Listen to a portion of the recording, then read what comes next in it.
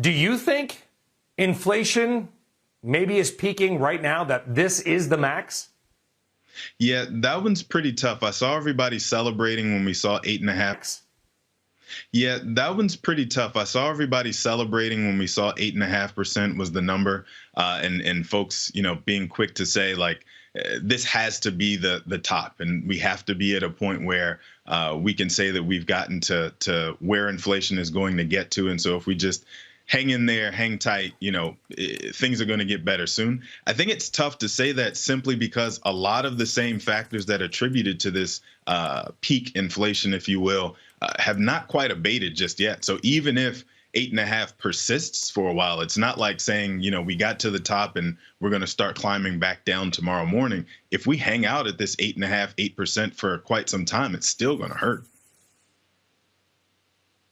Yeah, I think it's already hurting, and I would challenge any of our viewers to ask them if anything they buy has only risen 8% over the last year. They'd probably laugh if we said that, Malcolm. I mean, so the numbers are probably downplaying exactly what we are facing. But there's a difference between the economy and the stock market, and that there are companies that are going to prosper in part because the way we have changed the way we shop and the way we do business. Companies like warehouse distributor Prologis.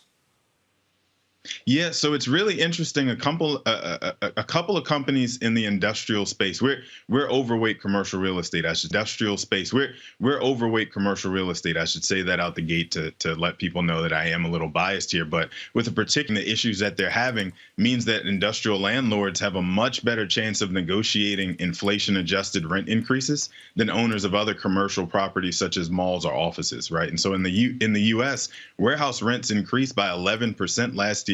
And Prologis expects to do about the same thing here in 2022. And the market for industrial landlords, especially distribution centers, is so strong that those guys are doing everything that they can to avoid offering long-term leases to their tenants that cap their upside. So we just see it as a very strong sector, despite what happens with the rest of the economy, with the inversion in the yield curve and all those sorts of things. Those rents are going to keep going up because these companies who have distribution and fulfillment centers want to get them as close to our houses as they possibly can, because Amazon has convinced us that 1 or 2 days is all we should expect for a package to arrive at our front door. 1 day, Malcolm, I can't wait a day. I want it today. I want to buy it in the morning and have it on my porch in the afternoon. By the way, Amazon actually does that. It's pretty amazing.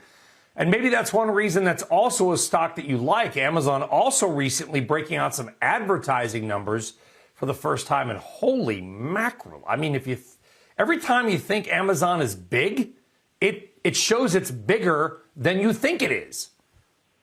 Yeah, so Amazon deciding to break out their ad revenue in last year's numbers, I think it was like $30 billion or so that they broke out and showed that they earned, and some additional CapEx numbers that were impressive as well. But just for context, $30 billion in ad revenue is more than YouTube does. And Amazon doesn't have nearly the same headwinds with Congress over, advertising, antitrust issues with Congress that Google does. And so we just see that as another increasing its bigness. And we also are hoping that Andy Jassy deciding to start breaking out some of these numbers could be seen as a prelude to them actually breaking out the Amazon Web Services numbers that eventually, and maybe it leads to some sort of a spinoff, which we imagine could be extremely accretive for shareholders, since AWS's numbers are like $1.5 trillion alone, which is almost as much as the retail business does on its own.